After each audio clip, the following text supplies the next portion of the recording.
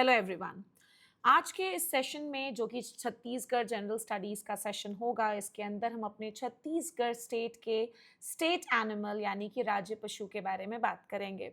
अब हमेशा मैक्सिमम बच्चे आप यही सोचते होंगे कि भाई हमारे कौन से एग्जाम में छत्तीसगढ़ जनरल स्टडीज़ काम आएगा। तो ऐसे बहुत सारे एग्जामिनेशन है। मैं एक बार आपके लिए इस सेशन में इन सारे एग्जाम्स के नाम को एनलिस्ट कर रही हूँ, जहाँ पर एग्रीकल्चर के अलावा जनरल स्टडीज से भी क्वेश्चन आते हैं, लाइक एग्रीकल्चर टीचर, ठीक है, जिसके बारे में अभी बहुत ज़्यादा बातें भी चल रही हैं। इसके अलावा ADA assistant director agriculture, we also have ADH assistant director horticulture, ADS assistant director sericulture. इसके अलावा एक और एग्जामिनेशन होता है जो कि काफ़ी बढ़िया एग्जामिनेशन है, अगर आप टारगेट करना चाहें तो बिल्कुल कर सकते हैं, that is ACF and ranger. बहुत छोटा सा टॉपिक होगा।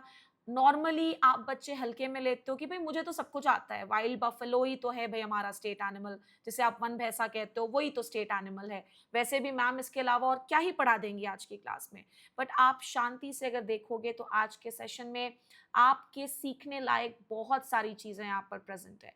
तो हमारे छत्तीसगढ़ का जो राज्य पशु है that is wild buffalo, one भैंसा। सबसे पहले तो इसका साइंटिफिक नाम पढ़ोगे, बिकॉज साइंटिफिक नाम तो वैसे भी हमारा पीछा कभी नहीं छोड़ सकता। हम पढ़ते ही हैं, चाहे एनिमल हस्बेंड्री में पढ़ें या फिर एग्रीकल्चर में पढ़ें। तो इसका साइंटिफिक नाम है बुबालुस बुबालिस। पहले तो साइंटिफिक नाम पढ़ लिया।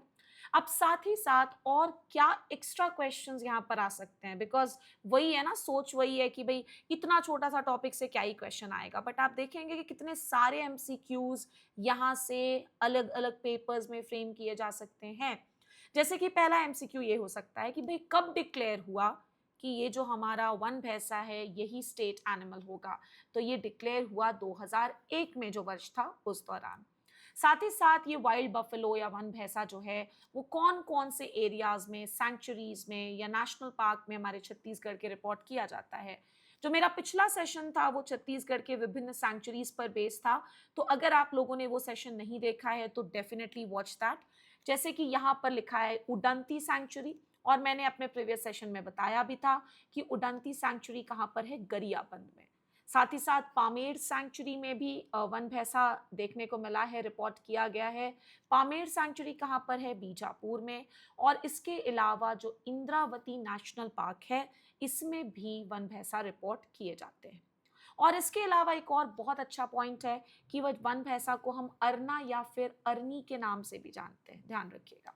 साथ ही साथ एक और बहुत इंपॉर्टेंट पॉइंट कह लो आप, बहुत नया पॉइंट, कि छत्तीसगढ़ स्टेट गवर्नमेंट ने वन भैंसा के साथ एक पोस्टेड स्टैंप रिलीज किया था। कब रिलीज किया गया था ये posted stamp with the photograph of one भैंसा? तो ये सन था 2019। तो आज हमने दो इंपॉर्टेंट पॉइंट सीखे हैं विद रिस्पेक्ट टू ईयर।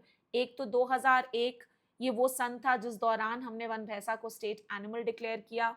इसके अलावा 2019 का जो सन था, इस दौरान वन भैंसा का एक पोस्टेज स्टैंप रिलीज किया गया था।